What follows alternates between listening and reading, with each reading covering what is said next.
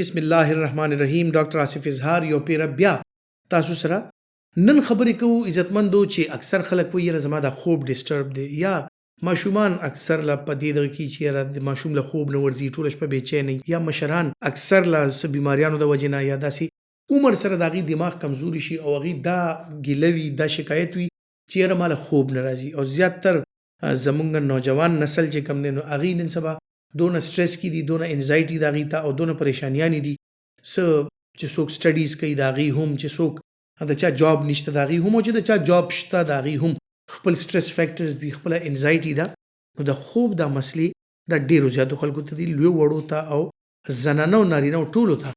دا مسلې دي نو نن خبره کوو چې څه داسې خوراکونه دي چې د هغې په ذریعه باندې تاسو خپل خوراک چې کوئ یا خپل ورځ چې تیروئ یا خپل ستاسو عادات چې کوم دي ستاسو چې کوم د ورځې روټین دی هغه مونږ څنګه طریقو ته راولو چې زموږ دا خوب دا ورسره ښه وي. د ټول نه اول څیز دا دی چې خوب مونږ له کله راځي. خوب مونږ له هله راشي چې په دې دماغو کې یو کیمیکل دی چې هغې ته میلاټونین وایي. نو دا میلاټونین چې کله په دماغو کې راشي په دماغو کې دا ریلیز شي په دماغو کې نری نری د اعصابو رګونه یعنی نروز دي او په هغه نروز کې خپلو کې مختلفو ځایونو کې جوړ دی کوم ته چې نرو جنکشن وایي نیورو ماسکولر جنکشنز بیل وي چې د نرو او د مسل منځ کې نیورونل جنکشنز بیل دي چې د نروز په منځ کې وي. نو دغه جنکشن باندې مختلف قسم کیمیکلز راځي چې په کوم کې مختلف سیزونه لکه ډوپامین سیراټونین او دغه سي چې کوم دی نو مختلف میلاټونین دا داسې سیزونه دي چې د دې مقدار یو خاص مقدار زمونږ په دماغو کې موجود وي نو کله دماغ الرټ وي لکه اډرینالین نور اډرینالین سیراټونین دا داسې سیزونه دي چې دا مونږه بیدار ساتي. بیا ډوپامین او میلاټونین بیا داسې سیزونه چې دې مقدار زیاتیږي نو زمونږ دماغ هغه ستومانه شي هغه چې کوم دی خوب طرف ته بوځي او چې میلاټونین کله رازیات شي نو دا دماغ دا اوده شي او مونږه د خوب حالاتو ته لاړ شو. د چا چې خوب ډیسټرب وي د چا چې خوب ټیک نه وي دي د خپل خوب نه مطمئن نه وي نو یقینا که دا میلاټونین مونږ په دماغو کې د دې مقدار لږ زیات کو او په څه داسې طریقو سره د میلاټونین مقدار زیات شي نو زموږ خوب دا به ورسره ټیک شي یعنی زموږ په نرو جنکشن باندې په نیورونل چې کوم کلیفټس دي کوم هلته کې زموږ د نروز منځ کې کوم ګیپ دی په هغې کې چې دا ریلیز شي میلاټونین زیات شي زموږ په دماغو کې نو موږ ته خوب راشي. اوس دا خوب برقرار ساتلو لپاره یعنی د خوب دوران کې میلاټونین لیول زیاتول دي. اوس دا په کومه طریقه زیاتیږي د دې لپاره مختلف سیزونه دي لکه مختلف څه عادتونه دي چې هغه مونږ اپناو کو هغې سره میلاټونین زیاتېدی شي. بل چې کم دی نو څه خوراکونه دي څه عادتونه څه هابیز داسې دي چې هغې سره د میلاټونین مقدار زیاتېدی شي. لکه د مثال په طور مونږه که خپله کمره کې د رڼا یو داسې مقدار ساتو یعنی که تا ډېر زیات غټ لایټ لګوري په کمره کې د رڼا ډېر زیاتوي نو ستا دماغ ته چې کوم سیګنل ځي هغه شپه یا ماښام یا د خوب ټایم هغه زموږ دماغ نه پرسیف کوي زموږ د دماغ دا خیالي چې رڼا ډېره زیاته ده او دا د ورځې ټایم دی نو یو بایولوژیکل کلاک دی یو ګړی ده قدرتي ګړی ده چې کوم زموږ په دې دماغو کې خدای پاک جوړه کړې ده چې هغه ګړی د ورځې او د شپې تعین کوي. لکه اوس د ورځې ټایم شو نو دماغ راویښ شي اوس د شپې ټایم شو نو دماغ اوده کېدو طرف ته لاړ شي. خو که دا رڼا په کمره کې موږ معتدل ساتو یعنی زموږ د خوب ټایم راغو نو دا غټ غټ لایټونه او دا ټیوب لایټس او دا ال ای ډیز او دا مونږه ختم کو او ورسره یو داسې مدهم یعنی ډیم لایټ ته لاړ شو چې هغې لکه پخوا به چې خلکو ویل یاره دا زیرو بلب آن کو یا چېرته ټیبل لیمپ یا چېرته بل داسې رڼا چې کومه لږ مقدار کې وي او کم زموږ دماغ ته دا سیګنل ورکوي چې یاره بهر شپه ده او دلته لږه لږه تیاره ده نو زموږ دماغ هغه سیګنل والي چې یاره د شپې ټایم شو او قدرتي طور زموږ میلاټونین چې کوم دی نو په دماغو کې سیکریټ شي. نو یو په دې طریقه چې مونږ د رڼا انتظام د خپلې ورځې او د خپل شپې مطابق کوو نو هغې سره بیا زموږ دا برین دا سیګنلز علي چې یاره میلاټونین زیات پکار دي یا کم پکار دي نو دې سره زموږ د میلاټونین مقدار دور کېږي. دویمه خبره دا ده چې بیا میلاټونین زیات کم وخت کې راځي په دماغو کې چې مکمل خاموشي شي ستا اکټیویټي ختمه شي ستا سترګو ته رڼا کمه شي میلاټونین هغې سره سیکریټ شي. نو دویمه شی خاموشي یعنی د شپې مونږ یو داسې ماحول ته لاړ شو چې یو پرسکون ماحول وي هلته خاموشي وي نو طالبه میلاټونین به په ذهن کې په برین کې دا زیات راځي او دې سره زموږ خوب چې کم دی نو هغه نارمل راځي. نو د شپې ټایم کې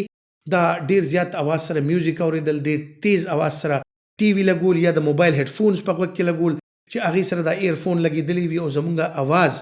دغه چې کوم دی برین ته سیګنل ورکوي ډیر تیز، نو هغې سره د میلیټونین مقدار کمیږي. خو که مکمل خاموشي کې رڼا ځان ته برابره کړي او سملی یو پرسکون ماحول ته لاړ شي، نو میلیټونین را زیات شي او تعالی یو پرسکون خوب درشي. دریم چیز دی اکټیویټي، یعنی اکټیویټي چې کوم دا مونږ د ماښام ټایم کې مازدیګر ټایم کې وکړو چې زمونږ وجود زمونږ کوم برین دی چې هغه دونه اکټیویټي وکړي چې ستړی شي، هغه د ستومانۍ حالت ته لاړ شي او دغه د ستومانۍ حالت کې میلیټونین را زیاتېدل شروع شي او مونږ ته خوب راشي، یعنی وجود بیا ریلیکس کېدل غواړي،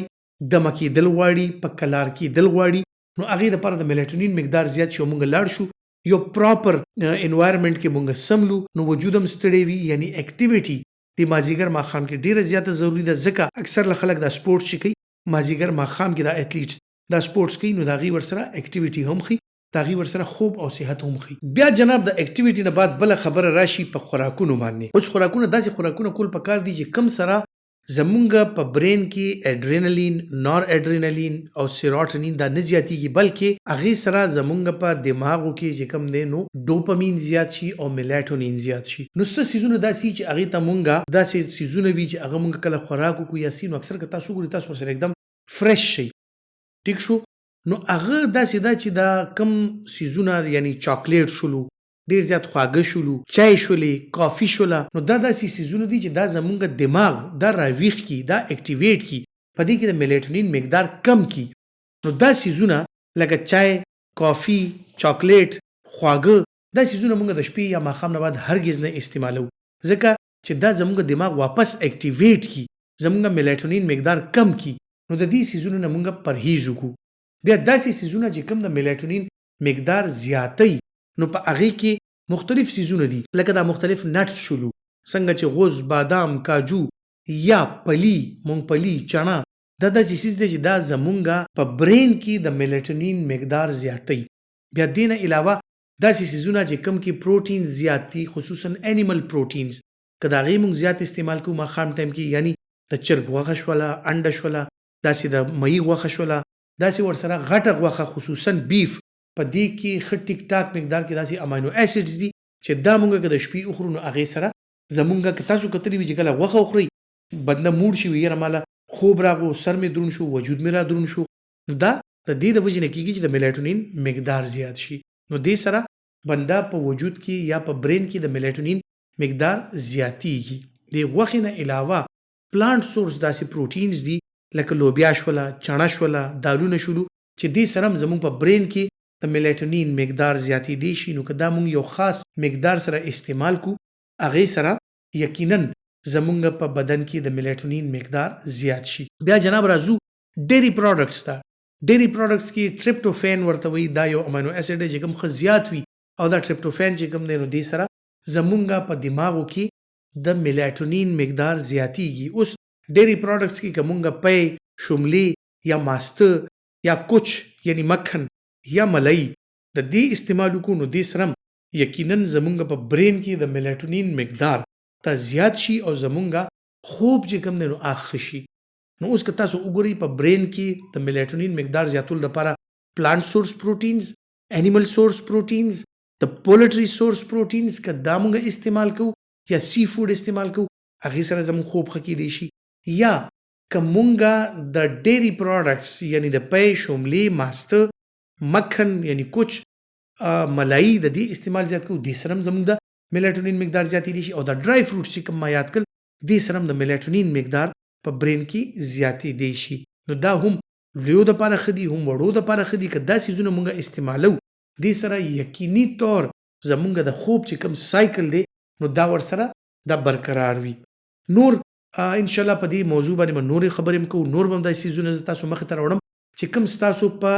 روزمره زندګۍ کې دا ډېر اهم څیزونه دي او دې ته مونږ اکثر خیال نه کوو. خو که دې ته مونږ خیال وکړو نو زمونږ صحت یو ښه طرف ته روانېدی شي او مونږ د خپل صحت ښه طریقې سره خیال ساتلی شو. امید لرم